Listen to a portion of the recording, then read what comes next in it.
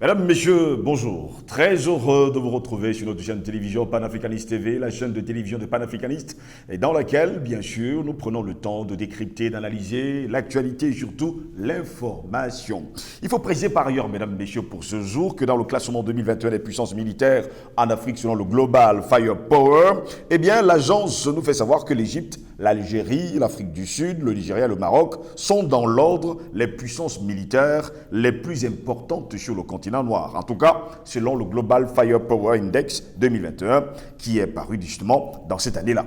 Il faut préciser également qu'en 2021, l'Égypte demeure la première puissance militaire en Afrique, selon le dernier classement annuel établi par le Global Firepower, un site américain spécialisé dans les questions de défense. Et nous, aujourd'hui, nous nous interrogeons justement.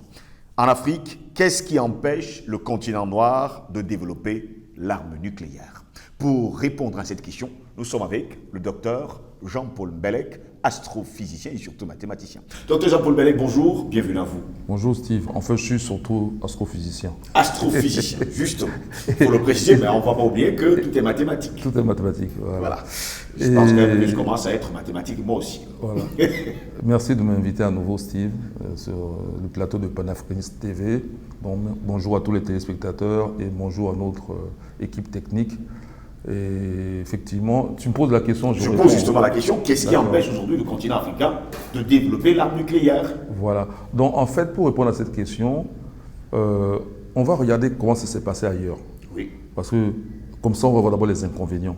Parce qu'au niveau avantage, l'Afrique a les matières premières. C'est-à-dire que l'uranium, nous l'avons déjà. Oui. Oui. Donc regardons au niveau... Et l'autre uranium a déjà servi à d'autres puissances pour obtenir leurs bombes atomique. Voilà. J'ai hésité parce qu'en fait, le mot approprié, c'est nucléaire. Oui. Et tout le monde dit atomique. Voilà. Et l'inconvénient, c'est quoi? Regardez le cas de l'Irak. Il se trouve que la nature ne donne pas toujours les choses de façon évidente à l'être humain. Il faut d'abord qu'il aille à la quête, qu'il découvrir, vous voyez, c'est-à-dire que soulever le couvercle pour voir ce qu'il y a en dessous. Il analyse, il comprend un peu comment ça fonctionne. Et après, il commence à transformer ça à son avantage. Mais ce n'est pas donné, parce que ça fait un peu penser à ce que disent la Bible chrétienne, c'est-à-dire à cause du fait qu'on a chassé Adam et Ève du paradis, d'Éden, eh ben maintenant tu vas travailler la sueur de ton front, quoi. Oui. Donc même s'il y avait une chose comme l'énergie nucléaire, si tu veux maintenant faire une arme avec, même seulement exploiter l'énergie, okay, il faut quand même que tu sues un peu, quoi. Oui. Donc c'est pas donné comme ça, tu prends et ça marche tout de suite. Donc là, la nature, de nos jours, sur 1 tonne d'uranium, c'est-à-dire, je ne parle pas de la roche de granit où on a sorti l'uranium, je veux dire que une fois qu'on a ce qu'on appelle souvent les yellow cake, l'hexafluorure, d'où on va extraire l'hexafluorure d'uranium, voilà, et ben, si j'ai 1 tonne comme ça, disons si j'ai 1000 quantités comme ça, que ce soit tonne ou pas, il n'y en a que 7 tonnes sur les 1000 tonnes qui vont représenter la part qui va vraiment agir au niveau nucléaire pour ce que nous voulons faire. Là, une arme atomique. Parce que la nature présente différents types d'uranium. Au niveau chimique, c'est pour ça qu'il faut distinguer atomique et nucléaire. Au niveau chimique, c'est-à-dire l'atome lui-même, en fait, quand on dit chimie, c'est l'atome ou la molécule. Au niveau chimique, la nature ne fera pas la distinction. Tel uranium et tel uranium, c'est la même réaction chimique. Mais quand on dit nucléaire, c'est-à-dire qu'à l'intérieur de l'atome, il y a un petit bout là qu'on a, c'est tout petit, c'est 100 000 fois plus petit. Oui, c'est 100 000 fois plus petit que c'est tout petit, kiki là. 100 000 fois plus petit que l'atome en gros. Eh ben, quand vous arrivez au niveau du noyau, là on distingue. Alors on donne des numéros. Les numéros correspondent au nombre de petits grains là qu'on trouve dedans. Parce que dans le noyau, on trouve les grains qu'on appelle les protons et d'autres qu'on appelle les neutrons, et des poussières qui les permettent d'être collés les uns aux autres, qu'on appelle les pions. Mais tu peux oublier les pions pour l'instant. En tout cas, parlons de ces composantes-là, les nucléons qui sont soit protons, soit neutrons. Eh ben, les neutrons ont tendance à être en trop, parce que comme leur nom l'indique, ils sont neutres. Alors que les protons, eux, ils portent une charge électrique positive, donc ils se repoussent. Parce que en électricité, quand les charges sont de même signe, ça se repousse. Donc ça veut dire que trop de protons veut dire instabilité, parce qu'ils ne pourront pas faire un noyau collé. Alors donc c'est pour ça que la nature a tendance à mettre beaucoup de neutrons pour rajouter de la colle nucléaire à travers les poussières dont j'ai parlé tout à l'heure, les pions, et et ainsi minimiser la répulsion que les protons auraient les uns par rapport aux autres. Du coup, il y a donc différents types d'uranium, puisque la nature a pu rajouter autant de neutrons que ça l'arrange. Mais le plus abondant, c'est l'uranium 238. C'est-à-dire, dans le noyau, il y a 148 neutrons, 146 neutrons, ok, contre 92 protons. Et l'uranium qui nous intéresse, c'est le 235. C'est-à-dire, il y a toujours les 92 protons qui font la chimie, mais il n'y a que 143 neutrons. Il manque 3 neutrons, ok, par rapport au 238 là. Donc, on l'appelle l'uranium 235. Alors, donc, c'est ce 235 qui représente environ 0,7% de l'uranium quand on le ramasse. Ouais. Dans mon exemple de tonnes, 1000 tonnes, 7 tonnes tout à l'heure. Okay, bon. Alors, donc, il faut donc enrichir l'uranium. C'est quoi enrichir? C'est-à-dire que je ne parle pas des procédés pour l'instant. Si tu as l'uranium brut, tu sais que pour 1000 tonnes, il y a seulement 7 qui t'intéressent, 235. Tout le reste là, c'est 993, hein, oui. C'est du 238. Okay, alors, il faut que tu inventes un procédé qui fait que... Alors, c'est un procédé qui prend de l'espace, hein, tu vas voir qu'on comprend l'inconvénient, qui fait que on passe d'un étage à un autre. En fait, au fur et à mesure, c'est comme un immeuble dont l'étage est de plus en plus haut. Parce qu'il faut de plus en plus d'efficacité. Tu filtres. Donc, à chaque fois que tu passes un premier filtre, dans le premier étage, tu as éliminé plus de 238 pour récupérer plus de 235. Donc, de proche en proche comme ça, okay, donc des étages, il doit être de plus en plus efficace. Oui. Au bout d'un moment, tu arrives à l'enrichissement que tu veux. Par exemple, pour les centrales nucléaires, 3% ça va. 3%, c'est-à-dire que de 0,7% en 235, à la fin, tu as 3% de 235. Les 97%, c'est toujours le 238. Ça, c'est pour les centrales nucléaires. Mais pour faire les armes atomiques, même une arme atomique sale, on estime qu'il te faut au moins 40%. Donc, je ne te dis pas le travail que tu dois faire. Donc, ça veut dire que ça occupe un grand espace. Parce qu'à chaque étage, on fait une filtration. Okay, oui. Ça prend un espace. Et quand les espaces sont grands, ça se voit du ciel avec les satellites. Voilà pourquoi les réacteurs aux Irak étaient bombardés à chaque fois. C'est-à-dire que dès qu'eux, ils ont deux façons de le voir. Non seulement ils voient une surface qui est de plus en plus grande, mais ils mesurent la radioactivité. Ok ? Donc, si la radioactivité n'arrête pas de croître dans un domaine donné, au fur et à mesure qu'on se met dans une direction, ah ben, ça veut dire qu'il y a un travail d'enregistrement qui est en train de se faire. Okay? Donc, ça veut dire que ces gens-là ont les moyens de savoir quand vous faites. Eux, quand ils faisaient leurs armes, je parle des États-Unis, la Russie, la France, tout ça, il n'y avait personne il n'y avait pas encore les satellites pour faire ce genre de mission de repérage. Or, maintenant, les nouvelles, même l'Inde, hein, ça allait, le Pakistan. Oui. Maintenant, les nouvelles nations qui arrivent comme l'Iran, on les surveille. Oui? Donc, il faut trouver d'autres procédés d'enrichissement. Ça, c'est un phénomène. Ça, c'est le modèle que je donnais là, en parlant des étages, c'est l'ultracentrifugation. Donc, on passe par des membranes, oui, de plus en plus fines. Et ça prend beaucoup de place. Il y a d'autres procédés qui existent. Mais moi, je pense que nous, en tant qu'Africains, je ne veux pas aller droit dans la solution, hein, on devrait, je ne la donne pas, donc, oui, on devrait, pour l'instant, on devrait penser à d'autres moyens. Donc, ça, c'est les inconvénients. Les inconvénients, c'est qu'on est surveillé. Mais ça, c'est la surveillance technologique. Maintenant, il y a la surveillance que nos États, c'est des passoires. Il y a trop d'endocolons. Un projet comme ça, c'est l'endocolon qui trahit. Parce que Kwame Nkrumah avait pensé à ça. Kwame Nkrumah avait dit que pour que les impérialistes arrêtent de venir faire la chasse en Afrique et déstabiliser les États africains, oui, il faut qu'on ait l'arme atomique. Je le sais comment, parce que j'ai un oncle maternel qui a eu vent de cela à travers un ingénieur qu'il a rencontré au CNAM, Conservatoire national des arts et métiers, qui se trouve à Paris, c'est le 2e arrondissement. Voilà. Et qui lui avait dit que lui-même faisait partie des ingénieurs et des savants que Nkrumah avait convoqués au Ghana. Oui. Voilà. Mais tu vois, s'il arrivé en Nkrumah, souvent les gens ils disent on a fait un coup d'État en Nkrumah parce qu'il était ceci, il était cela. Non, une des premières raisons à faire un coup d'État en Nkrumah, c'est parce qu'il avait un projet de fabrication d'armes atomiques. Tout simplement. Donc déjà, c'est un coup d'État, les militaires sont venus, ils étaient à la solde de... Parce qu'il a fallu attendre maintenant J. Rawlings pour remettre l'ordre, non? Oui. Donc ils étaient à la solde de l'Occident. Donc même chez Poutine, il y a des gens qui vendent. Comment les Américains ont su que Poutine veut installer... Moi j'ai appris ça ce matin par BFM TV, avant de venir ici. Comment les Américains ils ont su que Poutine avait l'intention d'envahir l'Ukraine et qu'il avait stocké 100 000 soldats? Mais parce qu'ils ont des ondos russes là, qui les renseignent. Donc, avant même de regarder le côté technologique, les satellites, tout ça, il faut qu'on ait un système assaini, politique stable et assaini. C'est-à-dire que les endocolons vont être totalement neutralisés. Parce que tu fais ta bombe atomique là, bon, même si on te laissait la faire, mais on peut la faire exploser pendant que tu es en train de faire. Hein. On crée un accident exprès. Et la pollution nucléaire. Un accident nucléaire. Voilà, c'est ça compris. Comme ce qui s'est passé à Tchernobyl. Par exemple, bon, je ne dis pas que c'était le cas, mais un genre. Un genre d'accident. Oui, ou Fukushima, mais bon, un genre. Bon, ou Three Mile Island, oui, aux États-Unis. Voilà. Mais donc, ça, il faut déjà que le pays ait sa souveraineté. Un pays souverain ne peut pas avoir ce genre d'éléments. Un pays qui ne contrôle pas bien son État, territoire, ne peut pas avoir ce genre d'éléments. C'est-à-dire qu'un pays dans lequel sévissent les endocolons, il faut que les nationalistes soient au pouvoir, déjà pour prendre la décision. Donc, ça veut dire qu'avant même d'en arriver au niveau, comment faire, et puis quel procédé pour ne pas se faire repérer, il faut déjà un assainissement. Il faut qu'il y ait des plans bien établis. Oui. Et il faut que les savants soient en sécurité. Combien de savants pakistanais ont été assassinés? Pour ne citer que cela, même les Irakiens. Beaucoup ont été assassinés. Même un Iranien, il n'y a pas longtemps, a été assassiné. Enfin, pas un, plusieurs même ont été assassinés. Oui. Donc, ça veut dire qu'il faut aussi protéger ces savants. Il y a plein de conditions à satisfaire. Ça veut dire qu'il faut déjà avoir une armée conventionnelle à un certain niveau qui assure la sécurité du territoire. Et maintenant, on veut faire un upgrading. Parce que, bien sûr, que si on a l'arme nucléaire, oui. Je pense que c'est dans la suite de tes questions, on peut penser à d'autres choses au niveau géopolitique. Justement, est-ce que c'est faisable sur le continent africain? L'arme nucléaire. Oui. Supposons que toutes les conditions étaient réunies. Toutes les conditions sont réunies. Ah ben largement. Oui, de nos jours, bien sûr, Steve. Yeah. Moi-même, Jean-Paul Bellec, c'est mon domaine, non? Oui.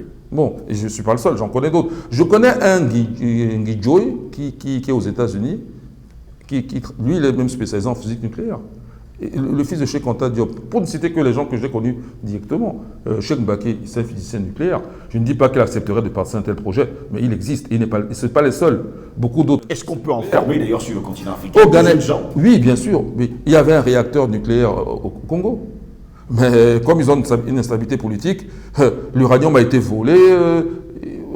Il y a un réacteur nucléaire. À Lubumbashi, il y avait un réacteur nucléaire, non? Voilà. Ils enseignaient aux étudiants l'atome, non pas seulement sur la théorie, mais sur la base des expériences qu'ils pouvaient faire. Voilà. Et c'est normal qu'ils aient eu un réacteur là-bas, nucléaire, puisque l'uranium, premier uranium, la bombe à uranium qui a explosé à Hiroshima, mais c'était l'uranium du Congo, non? Voilà, donc c'est normal qu'ils aient ça. Non, que ce soit au Nigeria, que ce soit au Ghana, l'Afrique du Sud, et d'autres, l'Algérie même, et d'autres pays, y compris le Cameroun, les physiciens nucléaires. À Yaoundé, il y a des physiciens nucléaires, je les ai vus. Oui, peut-être que si on ne les laisse pas travailler, ils vont commencer à rouiller. Surtout s'ils ne forment pas des jeunes derrière. Mais il y en a. Oui. Plusieurs Africains disent aujourd'hui que tant que l'Afrique n'a pas, on le dit comme ça, l'arme nucléaire, elle ne peut pas parler fort dans le concert des nations. Et ils ont raison. Parce qu'on voit que dans le Conseil, ceux qui ont droit de veto à l'ONU, ils ont tous l'arme nucléaire. Bon, ce n'est pas une condition nécessaire et suffisante. Mais il faut croire qu'aujourd'hui, il faut au moins ça, pour être de ce club. Bon, maintenant, d'autres ont l'arme nucléaire, ne sont pas de ce club. Mais ceux qui sont là ont l'arme nucléaire. Et on explique que c'est parce qu'ils ont l'arme nucléaire qu'ils sont là. Alors, en fait, les autres ne sont pas là parce qu'ils n'étaient pas là au moment où on intégrait tous ces États. Le numerus juste est terminé avec la Chine, quoi. Oui. Voilà. Mais, et puis je pense que la Chine a dû recevoir l'appui de la Russie qui se sentait bien seule en tant que pays socialiste parmi les capitalistes. Voilà. Mais c'est une nécessité parce que. Et même d'autres armes encore, Steve. Parce que l'arme nucléaire n'est pas une panacée. Pas du tout. Voilà.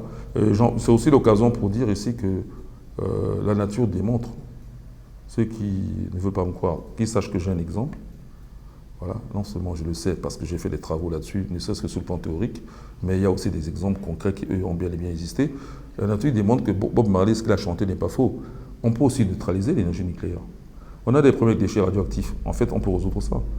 Et puis, on peut aussi bien on peut rendre la matière stable, on peut se la rendre instable. La plupart des physiciens aujourd'hui raisonnent plutôt dans le sens où si on fait ça, on va rendre la matière instable. Mais on peut aussi faire l'inverse. Ça marche dans les deux sens. Je donne un exemple. Il y a eu un phénomène naturel qui a eu lieu il y a 1,8 milliard d'années. Nous sommes là au Gabon. On l'appelle le phénomène de Oklo. Voilà. C'est dans la région de Franceville, à Monana, au Gabon. Et ça, c'est la région uranifère. Et c'est aussi le lieu de dire que les Français ont épuisé les mines du Gabon. Les mines du Gabon sont épuisées, ça fait déjà plus de 20 ans. Autour des années 2000, il n'y avait plus d'exploitation minière. Parce qu'ils ont commencé à exploiter ça un peu avant les années 50. dans les années 40 déjà, et arrivé aujourd'hui, il n'y a plus rien. Même 20 ans avant, autour de 2000, il n'y a plus rien. Ils ont tout épuisé. Voilà. Et qu'est-ce qui se passe? Ils ont laissé en place une zone qui est beaucoup plus radioactive qu'elle était au début de l'exploitation. Or, Steve, je viens de le dire, il y a eu une réaction, le phénomène de Oklo. Oui. C'est quoi? Pendant 100 000 à 200 000 ans, la nature a fait la première fission nucléaire du monde. C'est-à-dire que la nature a fabriqué une centrale nucléaire avant que l'homme même soit né. Parce qu'il y a 1,8 milliard d'années, il n'y avait pas d'homme ici. On ne savait même pas qu'il y aurait même un jour une espèce qui ressemble même de près ou de loin à un homme, quoi. Voilà. Et qu'est-ce qui s'est passé? Il s'est passé deux choses. D'abord, c'est que c'est une région à forte teneur en uranium. Voilà. Deuxième chose, c'est que quand tu recules dans le temps, l'uranium 235 est perdu de moitié tous les 700 millions d'années environ. C'est-à-dire que dans tout l'univers, hein, c'est que si tu as une certaine quantité d'uranium dans tout l'univers aujourd'hui, reviens 700 millions d'années après, environ, hein, la moitié a disparu. Elle est devenue autre chose.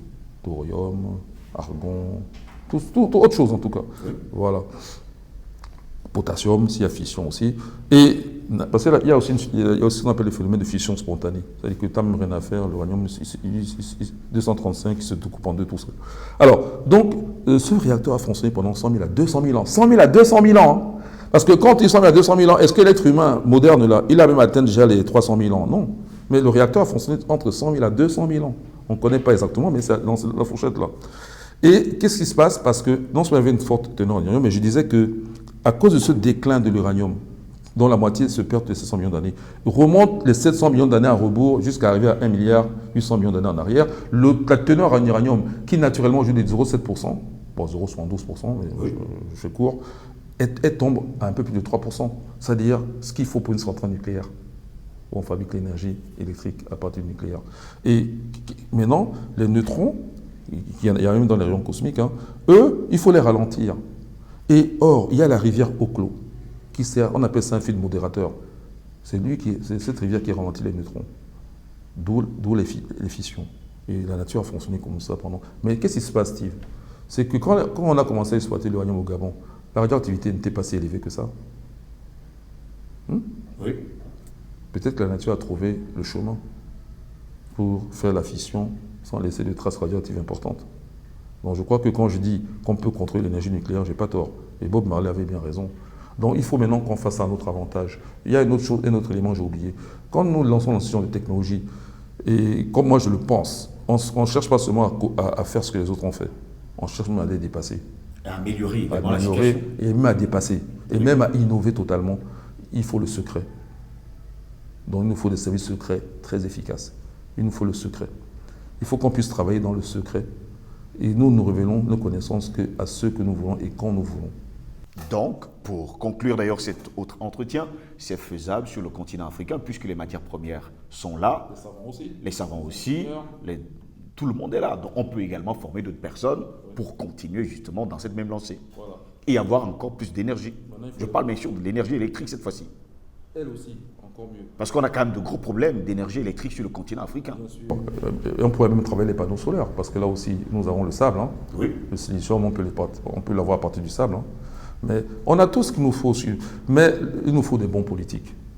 Je crois avoir dit, je le redis cette fois-ci encore, si nous avons des savants de statut international, il faut qu'on ait aussi des politiques.